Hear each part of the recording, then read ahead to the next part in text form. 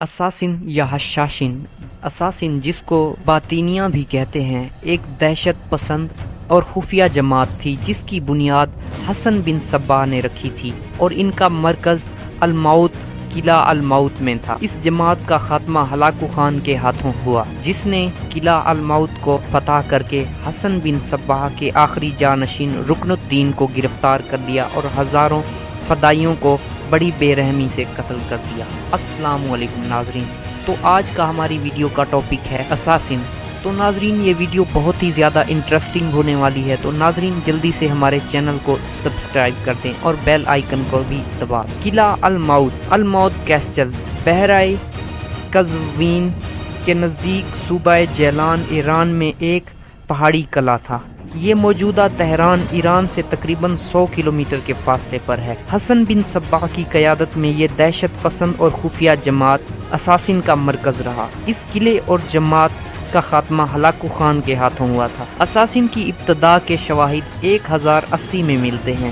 اساسن کے ماخذ کے بارے میں معلومات حاصل کرنا ایک دشوار کام ہے کیونکہ زیادہ تر معلومات ان کے مخالفین کے حوالے سے ہیں، اور 1256 میں ہلاکو خان کے ہاتھوں قلعہ الموت کی فتح کے وقت اس تنظیم کے بارے میں اکثر معلومات بھی ضائع ہو گئی تھیں۔ البتہ حسن بن صباح کے اس تنظیم کے بانی ہونے کے بارے میں شواہد موجود ہیں۔ حسن بن صباح کی تنظیم میں درجہ بندیاں تھیں اور اس کے ادبی کارکن جس کو محلک قاتلوں کی حیثیت سے تربیت دی جاتی تھی انہیں فدائی کہا جاتا تھا، جو کہ اساسن کے نام سے مشہور تھے۔ یہی لفظ اساسن انگریزی زبان میں ہے۔ اساسن کے نام کی وجہ یہ تھی کہ حسن بن صباح اپنے فدائیوں کو حشیش پلا کر انہیں فردوس کی سیر کراتا، جو اس نے قلعہ الموت میں بنائی تھی، اور اس کے بعد فدائیوں سے مخالفین کو قتل کروایا جاتا تھا۔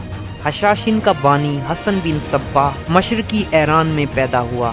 باپ کوفے کا باشندہ تھا۔ 1071 میں مصر گیا اور وہاں سے فاطمی خلیفہ المستنصر آیا اور یزد کرمان تبرستان میں فاطمیوں کے حق میں پروپیگنڈے میں مصروف ہو گیا۔ کہتے ہیں کہ نظام الملک اور عمر خیام کا بھی ہم سبق تھا، مگر بعد میں نظام الملک سے اختلاف ہو گیا تھا، چنانچہ ملک شاہ اول نے اس کو گرفتار کرنے کا حکم دے دیا۔ اس نے 1090 میں کو البرز میں الموت کے قلعے پر قبضہ کر لیا، جو قزوین اور رشت کے راستے میں ہے۔ کئی دوسرے قلعے بھی اس نے قبضے میں کیے۔ اس نے اپنے آپ کو شیخ الجبال نامزد کیا اور قلعہ الموت کے پاس کے علاقے میں چھوٹی سی آزاد ریاست قائم کی اور حشاشن تحریک کا آغاز کیا۔ پھر اپنے پیروں کا سلسلہ شروع کر دیا۔ اس میں دائی اور فدائی بہت مشہور ہیں۔ فدائیوں کا کام تحریک کے دشمنوں کو خفیہ طور پر خنجر سے قتل کرنا تھا۔ بہت سے مسلمان اور عیسائی فدائیوں کے ہاتھ سے قتل ہوئے۔ دہشت انگیزی کی یہ تحریک اتنی منظم تھی کہ مشرق قریب کے